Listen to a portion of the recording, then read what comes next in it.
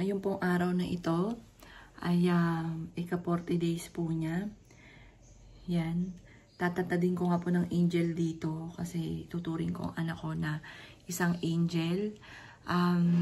Ayun nga po mga bossing. Ma-share ko lang po dito. Sa ngayon, nakuha ko na yung result mga bossing ko ng pina-check up sa akin sa To The Echo. At yung full abdomen. Ayan. Yung diabetes, meron na talaga ako. Meron din po akong maintenance na ayaw nga pong bumaba yung aking diabetes. At ako nga po ay binigyan na ng pampababa para bumaba po siya. Kasi hindi talaga po siya bumababa. Ngayon, dahil kagaya po na nabanggit ko nga po sa inyo, nasa lahi po namin mga bossing ang may sakit sa puso kasi lola ko po yun ang kinamatay.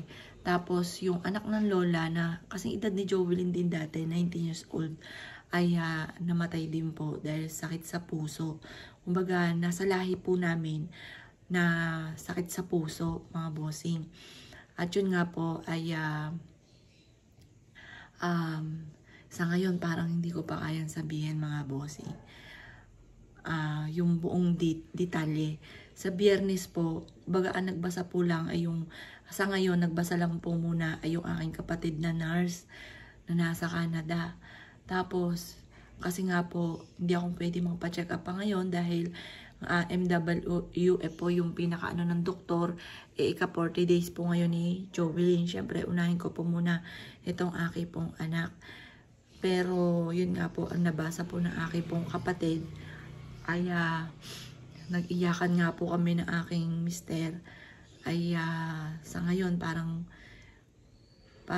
aatungal muna ako pero mahirap pong pugto yung mata ko ngayon kasi ano naman ako sa mga magiging bisita po namin na pugto yung mata ko. Kumbaga ito yung araw ni Jovelyn. Ayoko itong sirain. Kaya ibibidyo ko na lang kapag nabasa na ng doktor. Yung pong pero kasi sabi ng kapatid ko, siguraduhin muna din sa doktor. Kaya sa Friday po, ayun nga po, punta kami sa Sinay. Ayan.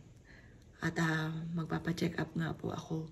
Kasi ang inaasahan ko, diabetes lang po talaga ang aking magiging sakit. Pero dahil nga po sa kagaya ni Jovelyn, mana po sa akin, ang wala po ng aking anak ay diabetes. Ang komplikasyon po niya ay sa kidney at saka sa puso na ganun din po ang sa akin. Ayoko po muna umiyak. Sa Friday na lang po itutuloy ko yung video ko kung ano po sabi ng doktor.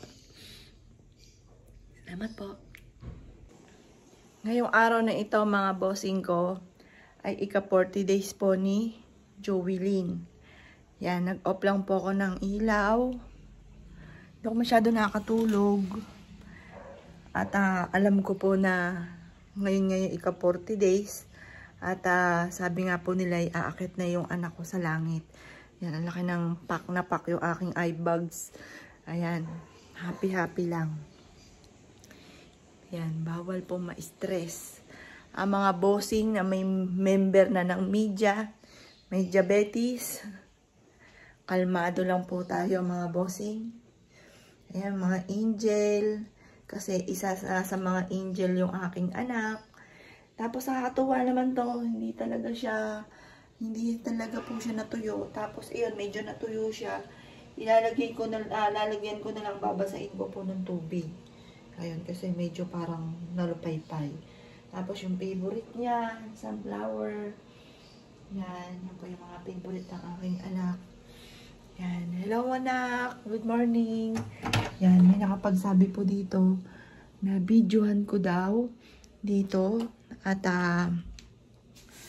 ang sabi ay makakita daw ako ng mga puti-puti na parang ilaw sa video. Yun daw po, spirit. Kung mapapasin niyo mga bossing, i-play nyo po yung video ko sa labas ng bahay po niya at saka yung kabila na may Christmas light. Pero ngayon magkakabit po kami kasi request po yun ng aking bunso. At gusto rin to ni Joey na hindi ko na natupad kada taon. Gusto nila yung maganda talaga, mga bossing. Kaya ngayon tutuparin ko na. At lalo-lalo na si Justin, kasi bata, mahilig po siya sa ganon. Yung anak ko talagang makeup talaga. Yan ang pinaka-paborito po niya. Ayan.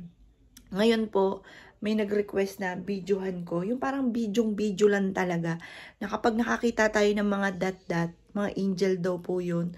Yung parang liwanag na maliliit, ganun. Kasi sa labas napakadami ko. Ipi-play nyo po, mga bossing ko, yung video ko na isa-isahin nyo, maraming mga maliliit. Tapos merong isang pinakamaliwanag, yun daw po si Joey. Yan, mga kasamahan niya daw po na mga angel, mga bossing. Yan, kaya ngayon, hindi muna yung face ko, ipapakita ko siya ito mismong kwarto. At obserbahan natin ang ating makikita kasi nandito lang daw po yan kasi nga po ngayon yung araw kinikilabutan ako. Ngayon yung araw na ika 40 days po niya. Nadudurog ang aking puso kapag nakikita ko anak ko. Mula po tayo dito, tingnan po natin mga bossing. Kung may makikita tayong dat-dat, pero sa harapan ng bahay namin, sa harapan ng bahay po niya, meron pong mga dat-dat na kulay puti. Pero dito, ewan ko lamang, parang wala. Pag dito, mismo sa camera, wala ko nakikita. Pag in-upload, ang dami. Kaya pagka in-upload ko siya, makikita po natin. Kapag may mga dat-dat, yan. Ay po! Daddy naman! Kinikilabutan ako eh. Teka lang. Ayan. Kasi sabi ni Oli, videohan ko ng ganyan.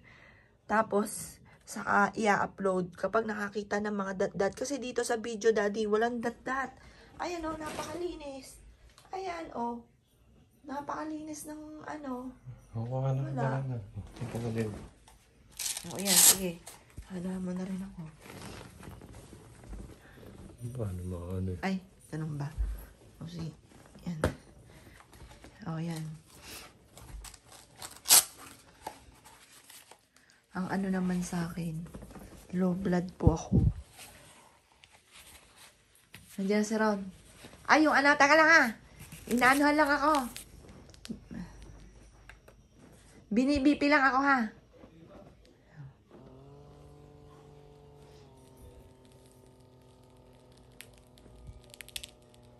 Masikip ba? Hindi, okay lang. Tama lang. Eto pa mga bossing ko, yung damit ng aking anak na niready niya sa pagpasok ng Thursday, daddy. Nabasa ko pa yung conversation nila ni ano. Diba? Dalawa to eh, pamimilian niya eh. Oh, ganun yan eh. Namimili pa kung anong susuotin eh. Normal. Normal? 115 over 80 po. Oh, yan, normal. Bigyan mo na kayo ron yung ano. Wala na mag-isay. Bawal siya mag-isay. Yan. Yan ang tuwalya niya lang. Ito po yung tuwalya niya. Tapos, ito yung damit niya na iniready kasi nga po, yun nga po ay papasok daw siya ng Thursday. Eh, di ba po Wednesday? Siya po ay dinala na namin sa ospital. Sabi po niya sa kay Oli, sa boyfriend niya, papasok ako ng Thursday alas 8 na, sa school na ako. Ayan po. Yan, talagang binigla po kami mga bossing.